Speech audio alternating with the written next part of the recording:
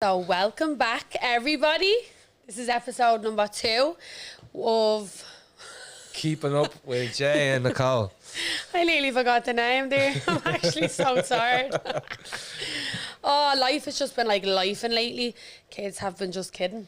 Haven't they really? Kids haven't been that bad, to be honest with you. Yeah, no, we're at the getting out of the little bit of the rough patch. The baby has decided to stop sleeping again, so... I know, but now I'm about to getting sick, so... So do you know what? So obviously this is the second episode. So for anybody new here, we're going to just do a little quick introduction. My name is Nicole. I'm 30 years of age, mother of 2, partner of this absolute nut job right here. My name is Jay Nic. I'm 29, and we're here to smash another podcast out today. So most definitely. So what we diving into today? So what I want to talk about a little bit today is everyone. You know, I think we're going to have a little few of the jail stories. Well, so what? So I done an interview there last week, and everyone just kept asking when's the film and when's the podcast out, but there was nothing. It was just the young was asking a few questions. So we're gonna dive into what happened with me and how I ended up in jail and how it affected him. How I ended up with me taking drugs and how I put my mental health and all. So we're gonna get into that then. So from a young age, I was always acting about. I was always like taking drugs or smoking weed. I was taking. What age did you start taking drugs at? Well, I was taking coke and tablets from 14. Right. So I was taking that. When did you start smoking weed? Before that, I was like 13. I was started smoking, but more than taking heavy drugs. Heavy drugs. And then, so basically, you're doing that, you're doing everything else. Then, so obviously, it leads into all that, doesn't it? Yeah, dishing out things and all. So, and then obviously, I was fighting all the time. Then I was going through. So I was doing that feud. So I was feuding with people for years. Where do you think, like, a lot of the anger, though, that, like, obviously for a very young man to have that much anger inside, where do you think a lot of the anger came from? Well, it's trying to make a name of yourself, do you know what I mean? And then as you're trying to make a name of yourself, you have to do some fucked up shit, so... Right. So when I started doing that... Listen, I got a name quickly, yeah? Put it this way, from the age of 16, 17, like, I was known for this being a dangerous bastard, so... I ended up getting into jail then, so when I first landed in jail, I remember landing in St. Patrick's prison. He had me there for one day. He said, we can't have you here. And I was only 18. I was only going 18. I said, what you mean? He said, you have to go to... He said, ask for Wheatfield, because we won't take you here. No one sent to jail. So that was mad. So I goes, right. I went up to Wheatfield. I remember straight up into the man's yard. He said straight away, we can't, you have to be here. So it's the youngest person in Wheatfield at that time. How old were you? I was only 18 years of age. And then when I went up there, I remember straight out the bat, I remember I got sent to the block straight away, down to the Castlereagh block. That was my first block I went to.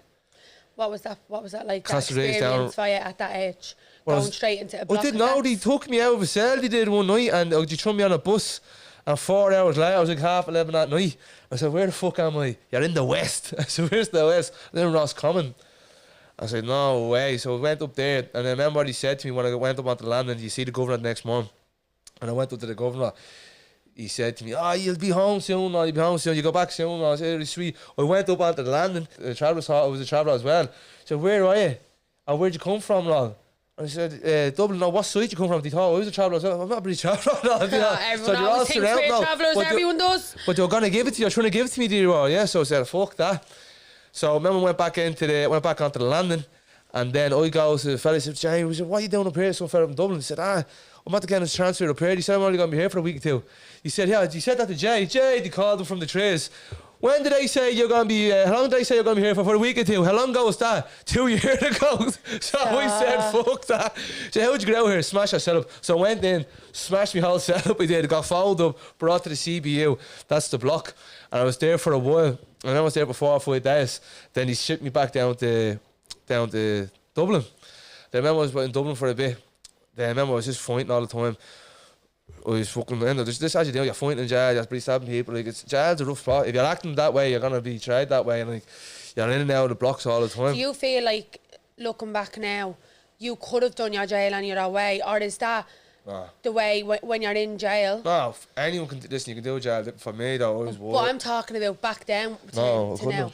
Back then, I think it was just the way I was just going to do it then, because I was just a hothead. That's the way it was. Like, there's people can go in there and do that sentence, get a job, and you'll get an open jail soon. That wasn't for me. So when I started doing that, I remember I was in the block all the time. Then after a while, they had me on segregation, so they had me on Rule 62. So they basically, Rule 62 and Rule 63. So Rule 62 is the jail's in protection, you, and Rule 63 is you're in protection of the whole prison. So usually there's normal protection. There's a lot of people on the land, but then you're on Rule 63, you're segged off from everybody. And then they had me on that for now. Remember, I was the youngest prisoner. I was the youngest prisoner ever. I was like 19 years of age. I was kept on Rule 62 for no reason. Remember, my solicitor was fought for me to get back on London. That even in itself, like, I understand, you know what I mean? But, like, surely there should be other ways, because that in itself is going to affect a young person. That's going to end up institutional, yeah. Like, that's so you'd basically no socialisation, no... This is how bad it got in there, yeah? You get one phone call, you get one visit a week. Then the screws and the governors were... One phone call a week or a day? A week, no, when you're on punishment. And the screws were acting the bollocks with me, yeah? So I remember they were company phone calls after 10 seconds. They were saying me visitors saying they couldn't find me. And yeah, that happened to me one of the times. No, but remember at this particular stage, I didn't get a phone call for 3 weeks, I didn't get a visit for 3 weeks, and I wasn't talking to no one in the Oak. So I remember one time when I finally did get a phone call, I couldn't talk. My voice was all like that, because I wasn't using my voice. Oh, stop, hang on. That's how much cracked like that was. It heavy, like. And then I didn't go out to the yard, because the yard was like this small. Like, it was like from that piece of sheet down to that door. That's how big the yard was. You're just based, and it's tiny. It's just like just throwing a little mouse into a little box. Like, that's all it was. Yeah. And then what happened then? So then I remember I got shifted back up to Mount Joy. And then I remember I was feeling off a bit. I remember I was down on the block in Mount Joy, I was down on the CBU in the base. And I remember I said, I'm giving these tablets up because I felt a bit weird. So sorry to cut you off. I'm just asking questions because I'm trying to get more information out of you, just so that we can get enough across to everyone. So when you are going through all of this in prison, you are taking, what were you taking? 20 to 30 tablets a day.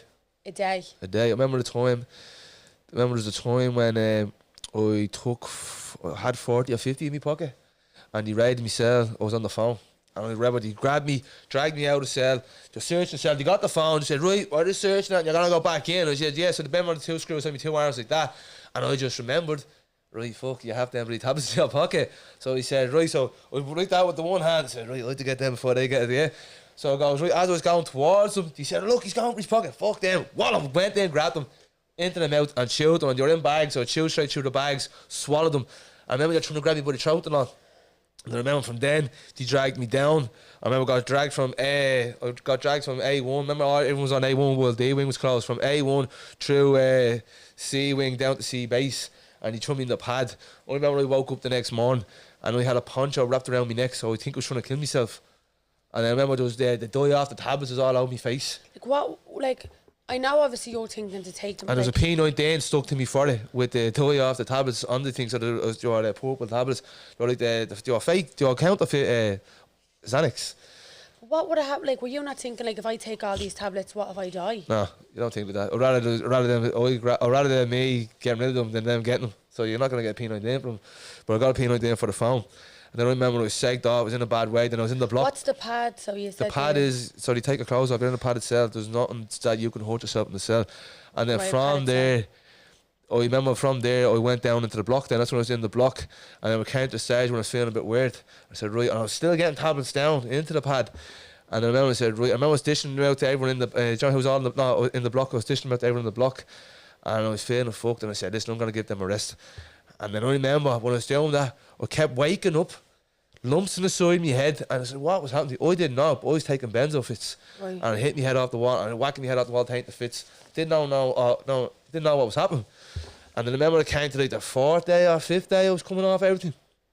And I remember I had a fucked up dream all through the night. Little did I know, it wasn't a dream, I was up all night. I was going through shit, and I woke up down there, banged on the door. It was like 8 in the morning. The breakfast was, I think breakfast at 8:30.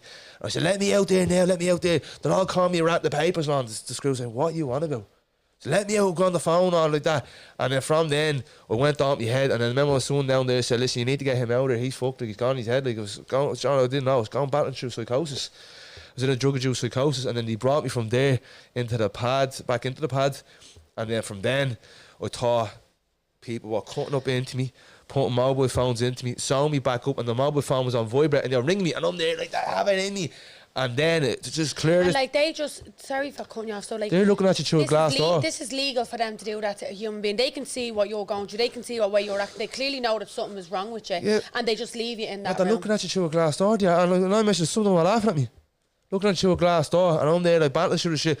clear as day, the way you're sitting there right now, I'm there looking in there thinking that's my brother, yeah, dead.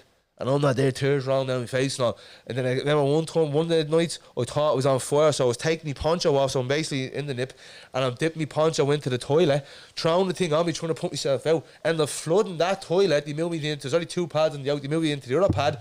And then what happened over there, I thought I was on a game show, still in the nip. Over there, I thought the floor was glass, so people were just looking up, and I'm there, they just see me to the touch and all. And then I was fucked up, and then I thought, I was running at the wall thinking if I knocked myself off the wall I could get out of there. So I'm running at a wall, hitting off the wall, not budging. I'm there thinking, I'm nearly at the fall, I'm nearly at the getting off and all. That's how fucked I was. And I remember the doctor used to come into me every day and walk in, just look into my eyes and say, no, he's still gone. And walk back out. So they didn't like give you anything, they didn't try and like flush it out your system out, they didn't. No, because nothing. And the doctor comes in, looks in your eyes, says, "Yeah, he's still gone," and walks back. Look, you can tell I was still gone in the eyes, and I remember. I'd like to know how the fuck is this legal to listen. I understand people are in jail for a reason and they have to whatever punishment or whatever, but to me that sounds like that's inhumane. That's not normal. Like you wouldn't treat if you were to treat an animal like that, in honesty, if you were to treat a dog like that, like. Fuck me, like you'd be fucking you'd be arrested, like. So then what happened then? So they never let anyone into the pad, into never. So that's his ritual. Oh, it's that bad. They let one of me mates. He said, "Can I give him they gave him the bottle of 7-Up, and a load of oranges and all." I got the 7-Up into me, remember, yeah. And then I remember the next day, I woke up. There was 7 to 10 dinner trays beside me, all like that, all the paper dinner trays. I didn't touch any of them, so they're just all lined up beside me. So I haven't eaten in days. So you haven't even been eating? I haven't eaten in days. So the other thing I could probably go is them oranges and then the drink. And then remember, I said, "What day is it?" He said it was Paddy's Day. I said, "How long am I here?" He said, "You're here 2 weeks." 2 weeks. I was there in that pad, going through psychosis. Didn't know fucking anything was going on. Gone on me. I know I mentioned I can still right now declare this. This is how strong your mind is. The fact that you are left for that amount of time under their care in that state, I don't care whether any person gets himself into that state or not. You're in their care, and at the end of the day, leaving someone like that, it's cruel. Like there's no other words for it. It's fucking cruel. Like that was in March, so I got out in the June. So I remember when I got out, I think I had another 2 weeks down. They brought me back to the block. I got back up to the landing. And I felt weird, like, fuck, what am I doing? Like, here, I remember I had an argument with the chief. I was trying to dinner out with the chief, and I done the rest of my sentence then in the block, and I got out from the block.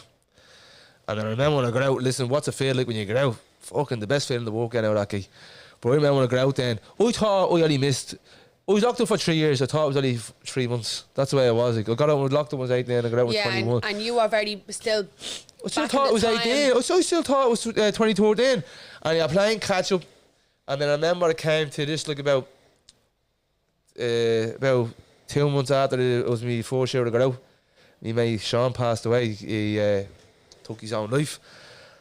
Didn't fuck with me then. I remember when that happened, right, I went through the motion. I didn't cry at the funeral. It scared me because I remember looking at him at the funeral, like, and not like Sean was with us the night before. Like, he was there that night. He was. Rest in peace. But like, he was with us the night that he did it. Like, he left their house. He came in, gave me a hug and a kiss. Gave me a kiss, Lorna. Gave him a kiss as well. I didn't think that, no, but he never do that. I usually say he's just, I'm off. Yeah. Gave me a kiss. I was lying in bed. Made it his business to walk in. I was in the room trying to go to sleep because I was only in from work. Made it his business to come in. He was asking me to have a drink with him, but that night I just wasn't feeling it. And so I remember that. Then I remember even at the funeral. You didn't cry. Didn't cry, nothing like that. Cause like, and I remember it was I didn't realise, but as it was coming up to his year anniversary, so like that was the year after he died, I was hitting it hard. I remember, I think I went through 20 to 30,000 worth of coke in 3 weeks. Like this went like hitting. I remember I was going down grabbing bottles, half ounces, like that, and doing them all in a few hours, doing them all like that. I remember it was bad. I remember you were pregnant on Asia. I was leaving you. I used to get lifts from people from the pub down back down to the flats to grab stuff and come back up and all. Like I was fucked. I was in a bad way. Yeah. And I didn't care. It was on like a self-destruct joke. And I remember that, like, even when we had Asia, like, the head was still gone. That's when I started, like, I didn't realise, right, you were going through depression. So I remember when I first went on the antidepressants, I remember I went on the first ones he gave me, he blew me out. Remember I went the age on them, they just blew me out. Then I went on the other ones. From 2018 to 2021, I was on antidepressants, 100 milligram of antidepressants. Jesus. And then I remember then when we broke up, in, what was that, September, when you were at the wedding, we broke up. I was still on them. And I remember then I went down the session. I remember I was on the session with the boys for 2 weeks, and I just went like, I cannot fucking do this anymore. So I thought, I do this one more night, and I'm gonna go down. And I had a plan. Remember I said, like, I'm gonna go down and I'm gonna kill myself. That's what it was. Or fuck myself. Sorry. Or fuck myself into the gym, and just try it. And then, I did see though. Obviously, like, we will get into that breakup. Obviously, you know what I mean, over time. Stuff like my pregnancy with Asia and that 9-month breakup, for me to talk about, there's a lot of things in it that are a little bit more complicated and complex, and I want to make sure that I'm ready to speak about them, and I'm going to speak about them in the best way possible. But So I you did do- find that when you are out, or if he was on the drink throughout the 9 months, it would always bring more shit into what we were going through. so you say to me like about stuff really true that, like, I cannot. You do say to me like the shit I've done. And I'm looking at you like with 10 heads, like, what you on about? I cannot remember half of it. And you probably think I'm just saying that. No, I and you know what? I genuinely, I I never... get people pulling me up on the oak now, and people, never Nicole, only think people you're who just just saying say that to me, at all. like coming up to me in the street, now, I can't remember their face. I'm not being real, man. I'm at the being abusing tablets and just to cope with the shit that was going on in my head, abusing coke, drink and tablets, like. And you know what? Like, just I want to touch on something that Jamie's at the saying there. He was abusing it.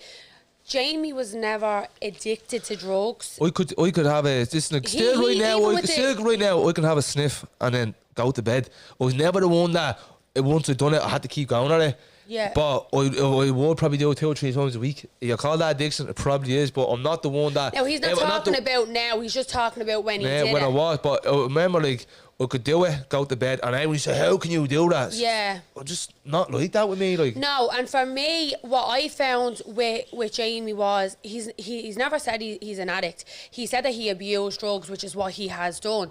And what I kind of found with talking to Jamie and me communicating as the mother of his kids and his partner, I would always say to him, like, I always felt like he needed to learn how to deal with shit in life. Like, you can't just be okay when life is okay, because life isn't always going to fucking be okay.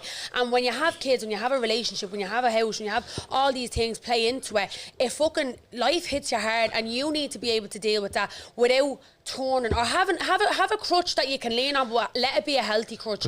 Like for Jamie, he would turn to those sort of things when things got too heavy. Though, like, I remember I was freaking out when like I was having Asia. I remember I said it to you, like, this is the last summer I'm gonna do. You were freaking out? No, but I was fucking like... I know, but freaking out as well. Like, this is the last summer I'm having, like, to myself. That's what I was, like, because next summer, not so much. Do you know what I mean? Like, but with that, like, I remember then I threw myself into the gym, and then we were with each other, and I just remember the motivation was for me, get yourself fucking ripped. She'll say she regretted it. Rip. That's what it was.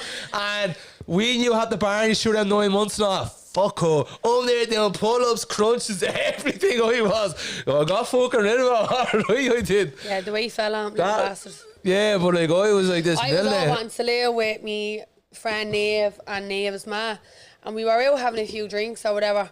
And Sinead, because Sinead, shout out to Sinead had always like, they're obviously that, like, you know, that my. Did you know I was getting shaved with them? No, I didn't see any photos around of you. I just seen the ones that all the little toe rags was posting with him, so I seen all of them. Did you get told? But no, so Sinead was the one that actually said that she'd seen you, and that she looked very well. And I was full of drink, and I was like, sorry, what did you fucking say?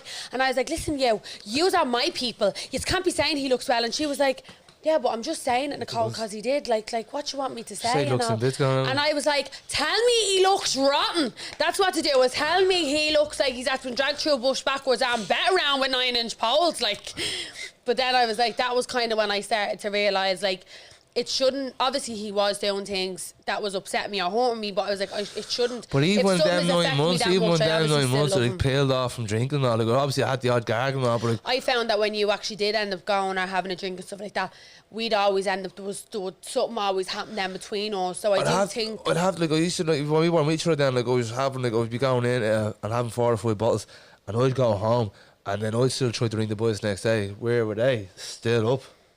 Yeah. So like I probably had the 1 or 2 blows. I wasn't saying like I didn't have the 1 or 2 blows. I probably had the 1 or 2, but I wouldn't the way it was all the other times.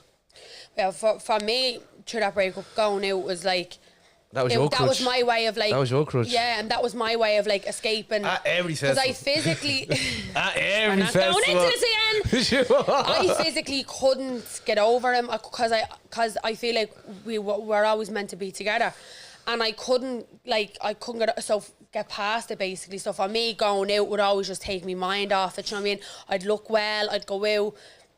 Everyone's like, oh, you look amazing, you look like you're so happy. And I'm like, yeah. And then like I'd go home and then I'd wake up on my own in my bed and, you know, we mad have Asia and I just cry. Like I just used to wake up and cry every single fucking morning because after I've been out now, I know obviously the drink, session depression as well. But I feel like for me, when I'd wake up and I'd get upset like that, that's because I wasn't strong enough to pretend and there was no one around to pretend that I was all right too. So I'd let everything out.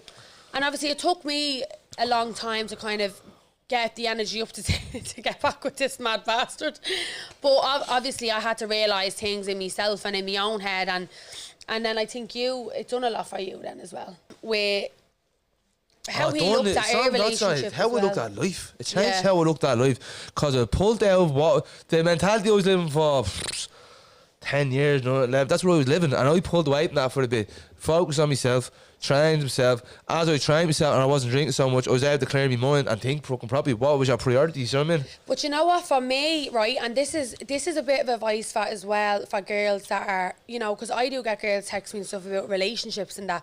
This is a little bit of advice. I always, with Jamie, right, he had all the problems and I'd always be trying to fix him and I needed him to be like this and I needed to show him this and I was constantly trying and then see when we'd have, because I was the type of person that I was like, I'm breaking up because I wanted to break up with him to teach him a lesson by removing someone that's good in your life, like for him to notice it and feel that loss. So for me then, when we'd get back together, Jamie would always be like, yeah, I'm going to do X, Y and Z because that's what you want me to do, but it would never last because he wasn't doing it for himself, he was trying to do it for me. And then with the breakup for the 9 months, I finally realised that me and Jamie had this toxic cycle, and so many people I'd say can relate. We'd get back together on the conditions of what I needed him to do, then it would go on, then we'd be together for a few months, then we'd break up for 2 or 3 months, then we'd get back, and it was like this vicious toxic cycle. And then what would end up happening is, when it came to that 9-month breakup, there was things like, it wasn't cheating or anything like that. It was just, things were falling back into the same shit. It was disrespectful things. We were both arguing. I was being toxic towards him. He was being toxic towards me. We ended up having a blow up. We ended up fighting and fought and splitting up. And then I made a decision that I was like, because there was times that we were kind of talking and we were going to end up getting back together, and I made the decision then to say, do you know what, I have to break the cycle because I'm contributing enough of the cycle of this toxicness as he is. I can't put the blame all on him because I keep just taking him back. I'm enabling his behaviours because I'm not really teaching him anything. I'm not teaching him how to do something for himself because I'm taking him back and I'm doing it all anyways for him. So to me, by removing myself for the time that I took, and that was a risk that I took, that was a gamble because, you know, that could have went one of two ways, but I loved him more for him because I knew if I remove myself and he really does fix himself, even if we don't get back together, he's going to be a better person, he's going to be a happier person, and I love him enough to want that for him regardless of what it does for me. It turned out that I was lucky and we got back together and everything worked out, and it might not always work like that for everybody, but I just think that you need to realise and you need to recognise, even if it's the fella's fault or even if the fella is doing bad stuff, you can't say, if you keep taking him back and you're contributing the same toxic behaviours that he is. So it seems to be it was all my fault, was it? Well, I'd say 80% of it was. Don't fucking argue with me on this, Jamie. So, speaking of toxicness, actually, alright, so here we have a new segment. New segment alert. So toxic traits. It's called toxic traits. I couldn't hold it in. I'm so excited. So the toxic trait. So it's a toxic thing that you've done to yourself or to someone. So in the past, and you know what? So it can be whenever. It could whenever, be what you're still doing now. You little psychopaths. We know you're all watching. So. Listen, Nicole, you have the more toxic traits of anyone in this room, so we're going to let you start this one off, yeah? Okay, I'm going to start, right?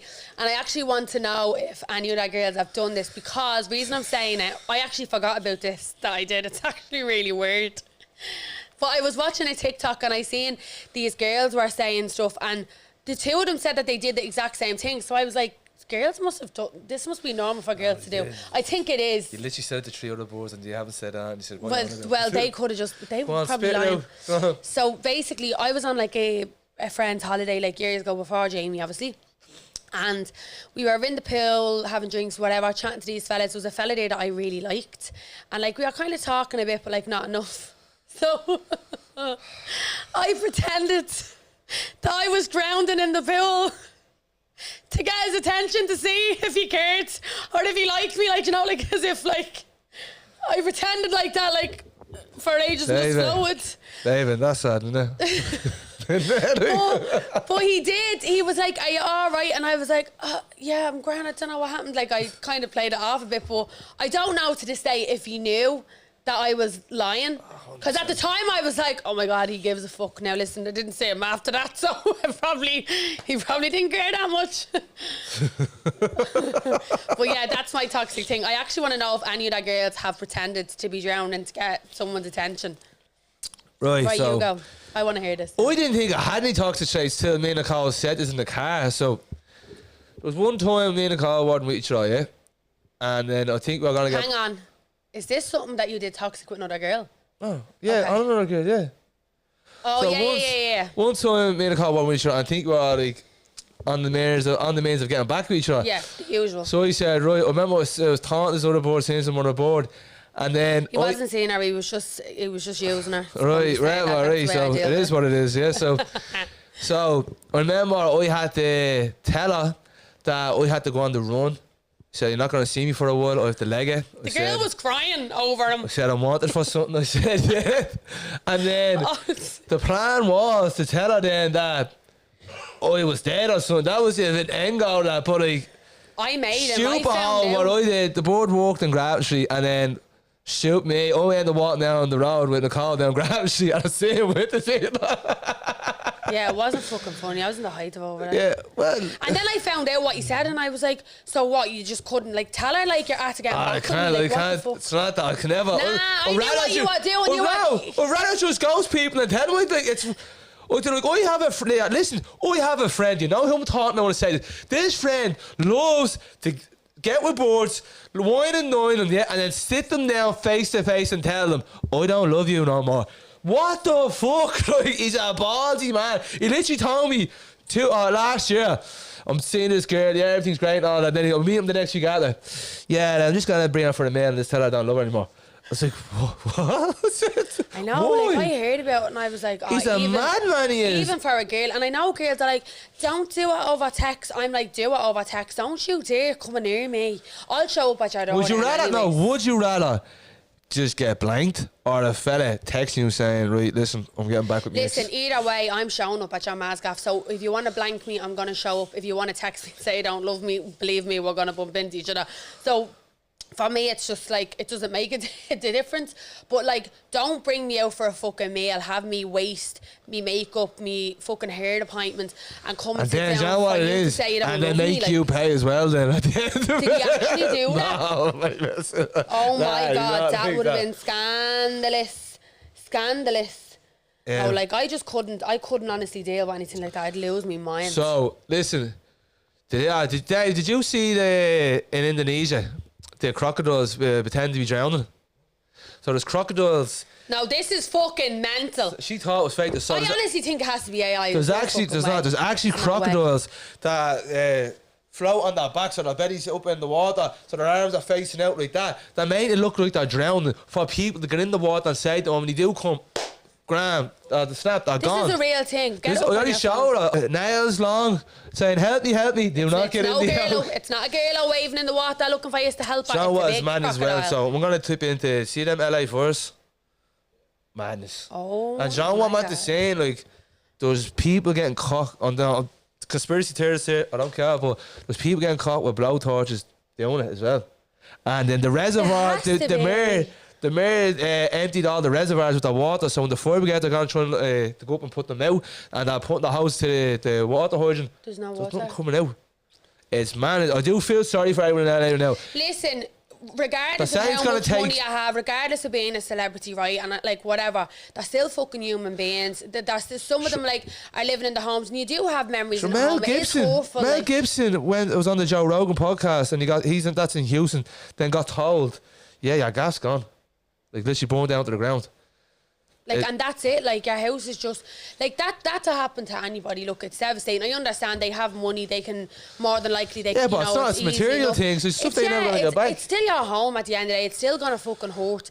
And then on to top it off, it's like it's purposely being done, like the Diddy mansion and all being done. I don't think anyone cares about that gaff getting burned down. No, but that was that not all the evidence. Diddy though? did it.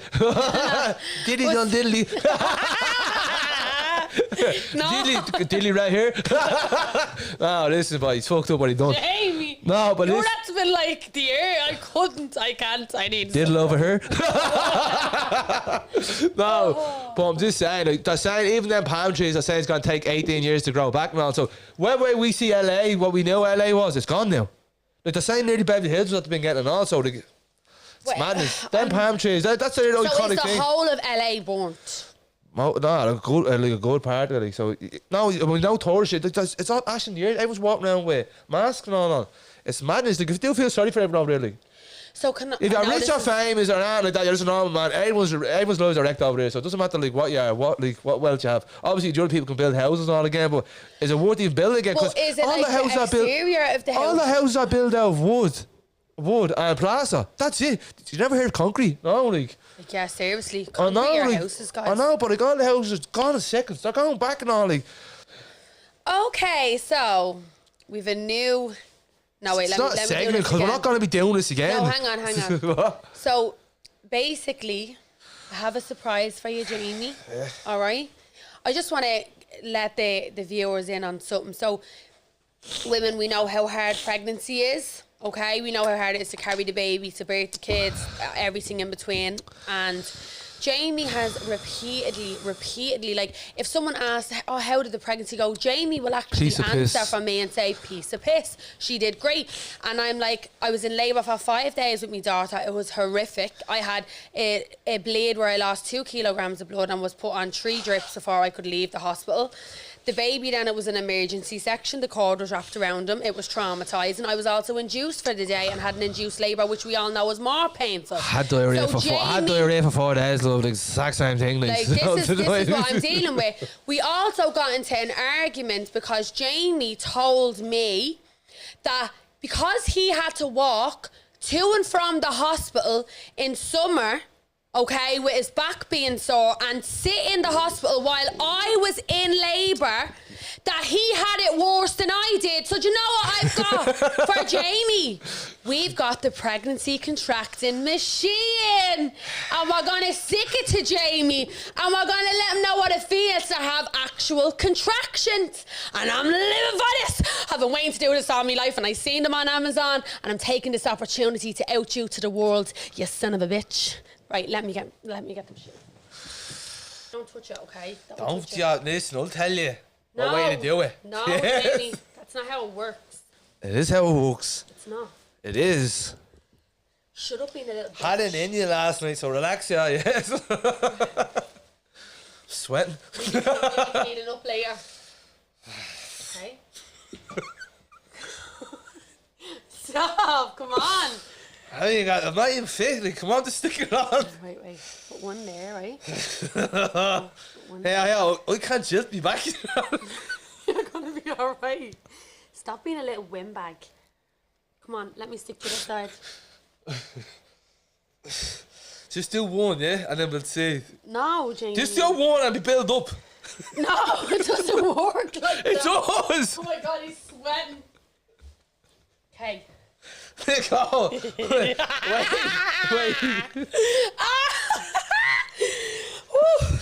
Fuck. Listen, just relax, all right? Just sit there. So, do you know what I found helped? So, in through the nose, out through the mouth, all right? Okay? Wait. Go. Look. That's not that bad. Is it really not? What was that on? What was that on? What was that on? Shh. What was that? 10th level. 5. How are you feeling? Do you know what it's like? Wait, stop for a second. It's not what it's like. It's like someone with a wax strip ripping the fucking hair out. Push them into your stomach more, maybe. It's not. You're tensing and all I that. am fucking tense. What do you want me to do? Is it more? Read through your nose. See, I have abs underneath the fat, so I'm alright. Or maybe we should stick them to your back. You're sweating. Are you alright now? Yeah. You had to ruin this on me. I wanted you screaming. Fuck's sake. Wait, I think there's different settings. Nicole. Oh, yeah. Stop you. Oh, what is it? Oh, that's just a pulse show, Nicole. Is it? Yeah. Okay, so this is actually... Give it a sec. I got the full whack of it. Yeesh. What the... Nicole, you're going to break that. I'm not. Let me see. So this is actually like to help with muscle pain, but everyone uses it because they say it's the same feeling as contraction. That's on full whack. Yeah, listen. You're a psychopath. Like, that's not even normal.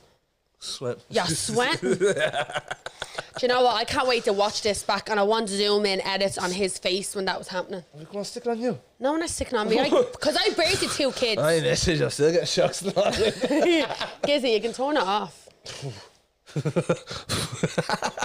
That was brilliant. When I mentioned it, I nearly shit myself. No, like, I nearly shit myself before the other game going on. I was like, right, I have it there, it's just sweating, right? So what do you think? Listen, use are fucking elms. I swear to God. I'm going to actually hit him in the face with a crowbar. Do you know what's worse? I have a tattoo on my chest on the collarbone. That's worse than that.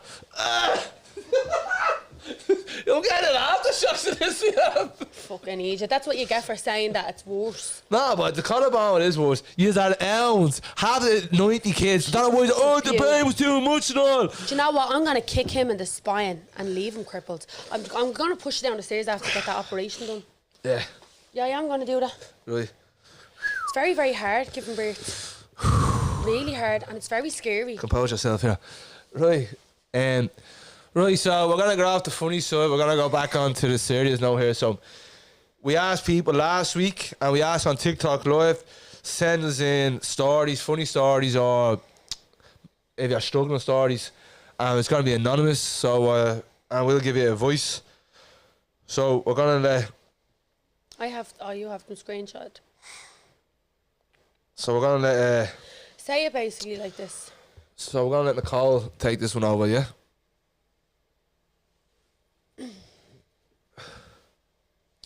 Okay, so we're not reading out the name. So I was watching your live tonight. I'm just looking for some advice. My boyfriend is away with the army, and I am finding it hard with him being away. I just feel lonely, as it was always just us and our kids. So when the kids go to bed, it is really just me. And with the kids and the housework, etc., it's hard to keep on top of it all. At the same time, I feel like I'm failing. It probably sounds so stupid because I know people have bigger problems than this. So everyone's problems is all, like, obviously there's people that have it way worse, and like always try and think like that to not let yourself get into like the depths of it. And I could relate because me and Jamie spend a lot of time together, like of course. we're with each other nearly all of the time. Really shy together with each other. If there was still toilet pots, we'd be having them. I'd share with you a toilet pot. But basically, all I can say to give you advice with that is, first of all, you're not failing. Like, you physically, as a mother, I find, even the fact that you think you're failing shows how much of a dedicated mother you are. I consistently feel like I'm failing every day. I feel like I fail at something throughout the day. So don't feel like that. Don't let the housework get on top of you. I consistently, got into a bad rut of doing that. Enjoy the time with your kids. And if you are feeling really lonely, try and do something at least once a week for yourself. Especially with your partner being away, it is a lot harder to keep yourself motivated. You can fall into, the sitting in pyjamas all the time routine because, your other half isn't there and there's no one really else that you probably want to go out with.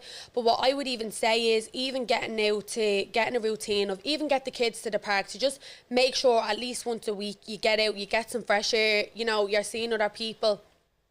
make a note to try and do something. Obviously it's hard with getting kids minded and stuff, and I understand that, but if you are having these, you know, feelings of loneliness, and you know, if you're feeling like you're going into yourself, even try and see if you can get a friend over. Try to not, you know, get someone over that's just going to want to be sitting and drinking with you, because if you're not feeling great and you're already having these feelings, when you wake up the next day and you've the whole housework and the kids to deal with, you're not going to feel any better. So even getting someone over that you can just have a little bit of a laugh with, watch a movie, just do something normal. Family members, make sure that you're reaching out to friends and family members, especially if you're feeling like that as well. And to be honest with you, if you get all your housework, there's no man there to mess the house up. He wrecks the gaff. Like, it's not normal. Between him and the child and the dogs, it's just not normal. So enjoy your bit of space, enjoy your bit of peace, and try and make the time that you have on your own productive. It's not going to be forever, do you know what I mean? And at least he's away doing something positive. And find a hobby or something. I mean, yeah, find a hobby. Like, invest the time that you do have into yourself. And then, like, you know, it's the best person to invest something into is yourself. So yeah, I'll go into the next one. Okay, so this one is just going to be a little bit hard, but I'm going to try my best. I'm going to try to be as respectful and give the best advice that I can. Right, so it says, "Hi, I'm looking for a bit of advice. I was sexually assaulted by a family member for 5 years when I was younger. I've been drinking a lot to help me sleep, but recently, the last few months, every time I drink, I'm doing drugs. It's getting to the stage I can't drink without doing it. I haven't touched the drink since Friday, and that's brilliant for me. Where do I start? How do I get myself out of this rut? I really appreciate any advice or help, please." So first of all, I just want to make a note by saying sexual assault in family members across the board isn't spoken about. It's brushed under the carpet. It's known by other family members, and it's like that from it's years hidden. now, no? It's like that years, and it's something that is actually very common. There shouldn't be shame in it for anyone that has been a victim of sexual assault. Sure, it's always a family member or someone you know. It's always family members or someone you know that sexually assaults you anyways. I just want to say to this person that I'm reaching out. I'm sending you a lot of love and hugs, and I'm really hoping that you're okay. And you're always free to message either one of our pages if you're ever struggling. She needs to watch as well, though, because if she's abusing, like I know from not saying it from like an SA perspective. I know from when I was battling through my shit with my mental health and my friend died. If you're battling with drinking drugs, it can turn into a full-blown addiction if you don't watch. I was lucky did not fall down that path, but other people aren't. So if you are that way and you're like struggling because you need to probably hitting the bag if you're on the bottom, all it's a slippery slope. It is. So you just need to look after yourself as well, though. And maybe looking at it from the perspective that, you know, you could be a functioning addict at the minute. Yeah. And, you know... You're on the balance where you can either go, you can go and get your stuff together, or you can slip down that hole that nearly everyone does. There's no shame in what's happened to you. There's no shame in what you're doing to try and cope. You are working with the best of your own abilities. And all I can say to that is, the first thing that I'd advise you to do is maybe have a talk with yourself and admit that you might have a little bit of a problem, and maybe stay off the drink and the drugs. And the second thing that I would advise you to do is try a little bit of therapy. You don't have to speak to family members about it at the minute, because I can understand and I can relate that might be the hardest thing to do just yet. And talking in therapy to a stranger, in my opinion, sometimes can be easier. And I would advise you to start doing that until maybe you get to the courage, and until you get to a comfortable zone of when you're able to speak to your family about it. Even if your family try and confide in one of your friends, you know what I mean? It's confide in easier to tell your family. Yeah, and anyone that you feel that you have that, you know, comfort with them to speak to them about it. But I definitely would say therapy and, you know, admitting that maybe you might be on the road to having a really serious problem and stepping back from it. You should acknowledge it now. But the fact that you're acknowledging it, the fact that you've actually spoke up and reached out is amazing. You should be so proud of yourself. We're so proud of you. And I really do wish you all the best. And I really hope to hear from you in the future, and I hope that everything works out and, you know, you're not feeling the way you're feeling or going through the thoughts that you're having or going through. 100%. Now, this is the last one, I think. This is the last one. So, I always watch the TikTok lives and saw the live on TikTok about sending advice. I feel that yous are both real and not just here for the views or anything that goes with it. So my dad himself has struggled for years, and in the past 7 years, he's really tried to become a better version of himself.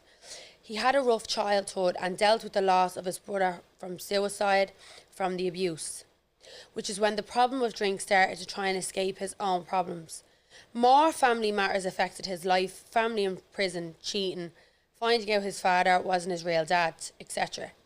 7 years ago, he realised his children needed him and has been sober since. He started exercising, which is now his new addiction. I understand he has PTSD from the past and court, and I really don't know what I can do to help him. He's constantly in fight or flight mode and shouting at anyone for looking at him longer than 2 seconds. He constantly flips out and goes into spirals. So first of all, well, fair play. He's been on the mend. It's 7 a hard years. road though. Like if you're coming from a background like that, and you are on the med, like I still have a little outbursts and stuff like. It's hard. Like the one thing that I would give advice with that though, just from dealing with Jamie, because like he's at the saying there, he does still have his outbursts and things like that, is communication. And I know you're probably like, what?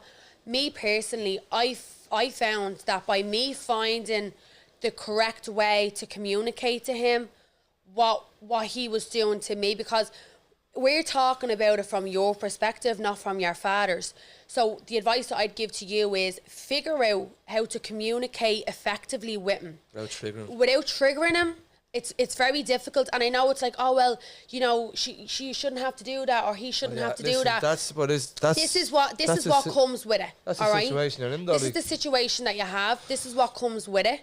And for me, with Jamie, I never realised it, but when I started to figure out how to communicate with him and how to express how I was feeling and for him to receive it, it really changes everything. So if you can get to a point to figure out how to communicate effectively with your dad, how to communicate your feelings effectively and express it. I think the worst thing you can do as well though is you can't have anger with anger. Like you have to level out a bit. Like he's like, I know it's hard. Like you're getting in the neck all the time. But it's hard because you're the human being too, and you're so probably much having you can take, feelings but of like, anger. You have to realise the fella is actually trying. If he's off the garden now that long, he's off everything that long, he's actually trying. It's just a hard road. It's a hard road to turn your back from as well. So like 100%. Like, bear with him. Just bear with him. Bear with him 100,000,000%, but at the same time, if it's getting to a point where it is hostile or where it is really, really affecting you, you know, just because he's your father, that doesn't mean anything. You don't need to take it. You can pull back, take a break, take a breather. We're not all superhuman. Like, we do need our own time as well. Like, I get like that with Jamie sometimes, and you know, it's completely normal. But there's no point in me trying to fill his cup up if my cup is completely empty and I need to refill my own cup. So you have to take it like that as well. But we're happy to hear that he is after been doing so well, and we hope that the little bit of advice that we've given you helps. And we hope to hear from you again, and hopefully it's better news next time. So listen, just remember, so whoever has stories, you have funny stories, lads' holidays, girls' holidays, anything like that, send it into our TikTok or our Instagram. So keeping up with Jay Nic, that's the name for the two of them. And if you're struggling with mental health, if you're struggling with addiction, or if you're struggling with I think if you titled, so we want to have 2 segments, because we find that we talk about all the serious problems, but we also like to have the laughs and the giggles. We're real. We're not gonna brush things under the carpet. We'll say it as it is, and we'll tell people story as it is, and we'll give you the voice. We can give advice, and we can give like air kind of opinion on your funny stories. Yeah. So what I would love is if you are sending something in and you want advice, just to title the top advice, so we know what category to put you in. If you're sending us in a funny story, just write the title story time, so just that we can tell the difference then when you are sending them in. 100%. So listen, Nicole, I have a thing for you to do. I need you to stand up. What? Stand up. I didn't know I was going to be standing. Yeah, well, I need you to say. Don't fucking make a show. So I need you to say these words. Okay.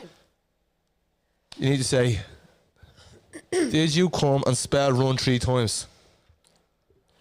Did you come, R-U-N, R-U-N, R-U-N? Do it one more time. Did you come, R-U-N, R-U-N, R-U-N? Say it slower. I spell run slower. Jamie! Go do it one more time. Did you come, R-U-N, R-U-N, R-U-N? What does that mean? Did you come? Are you in? Are you in? Are you in? If you are in, you would have already came. So I wouldn't have to ask, because I know when you do. Oh, stop, you're an arsehole. Fucking arsehole. So as well, you know what we're going to do? So, listen, not next week, the week after, we want to do our last episode, so we need a guest. We want to have a guest on for the last episode. Yeah. So we're looking for people. Who would you like to see on the guest as a guest? A medium. So is it medium? People are saying medium on the TikTok live. So we have a medium. Would you have a medium? Would you let a medium come in here? Anything goes. Anything. As well. So, Sean, as well, we're gonna get guests on as well that I feel every other podcast has the same people on it. They just do a tour on different podcasts. We want people to come on that no one knows. No one knows the story. We want to hear like stories from. I want to tell people stories. People that are just like normal people, because I feel like it's so much more relatable then. 100%. We need to tell normal stories. We want to tell, because there's so many bad that's gone done to people that people turn the bad into good things. We've actually seen a lot of people. I actually have a lot of friends who are dealt bad hands on your kids. Parents died and came up to own their own businesses, bought own houses, everything. Like stuff like that is so amazing. Do you know what? I was only actually saying this to Jamie the other day. Obviously everyone knows, well, not everyone knows. I know there's people on here that's probably new and they don't know, but if anyone goes over to Jamie's Instagram page, you'll get the full backstory on Jamie and stuff like that, and how he's turned his life around and how much of what he came from. And I was only even saying about his brother, because a lot of the time when Jamie was in the paper, or when Jamie was, you know, on the road he was on, his brother was on the same road. But Jamie's brother at the minute is actually getting turning his life around, and you know, Jamie's speaking to him, giving him great advice. And I was only saying to him the other day, I was like, if you and him both, you know, he's getting his shit together, he's getting his shit together, like the stuff that they've went through and come out on, you could make a movie out of it. Well, a lot of people do say about me writing a book, like writing memoirs on. It's something that, listen, I wouldn't say now, because what I'm doing now, I wouldn't think I've done 3-4 years ago. So, and I think it would sell. Like, you know, everyone loves a good bit of crime and reading about it and stuff like that. Like, I think it will be something that will be amazing for you, for the journey that you're on. But I feel like the reason why everyone like is so clued into Jamie and, you know, listening to his story is because he's a normal person. When they're looking at him, he's relatable. I've done it. I'm not. And he's done what he's done. He's not sitting up here. I'm not faking that. I'm at the signs that they're happening. You can just look it up as well. People that in the comments and TikTok, like, always locked up with you, always saying the way you're like, you're a completely different man from where you are now. Or what the walk and walk or talk to talk. Like, other people don't do that. All you little silver spoon fellas are trying to claim you all do this and that. Like, come on, where's that going to get you? And like, I don't really understand why fellas do that. Like, if you came from a working family and your mum, your dad works, or you came from a family that's quite wealthy and you had a really good upbringing and you had parents that gave you everything. And then you had a hard life then. And then it's like you want to be the victims and you want to have this hard life. It doesn't make sense to me. Like, if you didn't live that life, you should be grateful you didn't have to live that life. It's not fucking fun and games. I would have rather living a good life than what I had to go through. I had to do shit just to make sure I was alright. I'd do shit just to make sure I had money in my pocket. Or to do shit just to make sure sometimes I was getting fed at night. Do you know what it was? But like at that age, like regardless of, like, there's plenty of people out there that you know that their fathers weren't in yeah, but it's not that. But it's regardless not that. I had no one there. I had no one there. My dad was gone when I was 8. My brother was gone when I was 12. My mum had to work a job and in college. There was no one in my house. So, and I used to get like fair play with my mum. She did the best she could. All she could give me was a $5 a day. Like, I know you're saying, that's ungrateful. A $5 a day, that was my lunch at school. So what was I having after that? So like, obviously there was filth. It was sometimes like, it was rough sometimes. I had to go out and make, I had to go out and make my own paper, like, I had to go out and make my own money. I had to live, like, and then I got a taster. Then obviously when I was going the way I was going, then it just happens. Like, listen, if the father's not at home, you look for a father in the streets, and then when that all goes wrong, your mother's the judge, and your home becomes a prison. That's true as fuck. That is, your home will become the prison. Then, like, trust me, mark them words. You go the way that road, everything I'm about to say, that's gonna fall for what's happened to you. Like. You can all cry about shit. It's all about what you're going to do after. When your life starts fucking bad, how you going to build yourself back up? Because trust me, most people I know stick to drugs or they stick to crime. They be in there in jail, they're struggling, and they still try to say that they're alright. You're lying to yourself, bro. Yeah, 100%. And as well, like, for people that are going, you know, obviously it's grand coming from me, but like at the end of the day, like, I witnessed Jamie going through all this, and I was the only person, and I can say that hand on my heart, I was the only person in his life that was genuinely trying to get him in a better predicament for himself. Nothing for to benefit me. I wasn't trying to take from him. I always worked my job. I always looked after myself. I always kept myself on the right track, and I was just consistently trying to show him a better life. So I'm not sitting up here to say that, oh, I know what it's like to be this or that person. I don't know what it's like to be that person. I know what it's like to look at what that person has to go through, to look at how it affects that person, to tell that person that they deserve better, and looking at the person that you love and they don't believe it in themselves. That was horrible for me, to have to try and convince him that he was worth a better life, regardless of what his upbringing was, regardless of what he had or he didn't have from his mother or his father. He deserved better for himself. And so for me, it's like, don't allow yourself to have to go into prison and have to go through all those horrible things. Because believe me, it's harder coming back from that than just turning your life around before it gets too late. Listen, if everyone listening, if you had to go do a jail sentence, listen, that's understandable. Everyone's going to probably do that once in a while. Not everyone, but most people will not.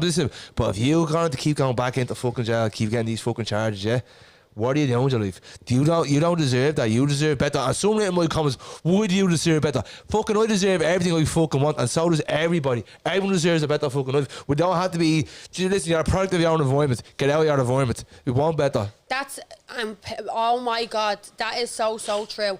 A product of your environment. Your environment is not just the fucking street that you're on. It's the people that surround you. Family, friends, acquaintances, whatever. If you're around people that are doing nothing but dragging you down, you should be around people that want better for themselves and want better for you. I've always wanted better for myself, and I've wanted better for Jamie. You have to be around people that you know, regardless of the mistakes you make, or when you make stuff that's going to benefit your life, they're not just around to benefit off your life. And then they're not, because you can be very messy with people as well. You can get people that do use you. You can get you're not doing well for them anymore. That's when it gets bitter. Then that's when you're not providing. So when my money stopped, your friends are just gone. Let's put it this way. The moral of that story is, look at your surroundings, your environment, your company. It's so, like, my man used to always say, wait, I'm really bad at saying so, show me your friends and I'll show you your future. Yeah, that's it. Sorry, I got it. So this was Keeping Up with Jay Nic. We're going to be on Spotify, YouTube and iTunes. And listen, if you don't like us, go fuck off. Don't forget to like and subscribe. Bye.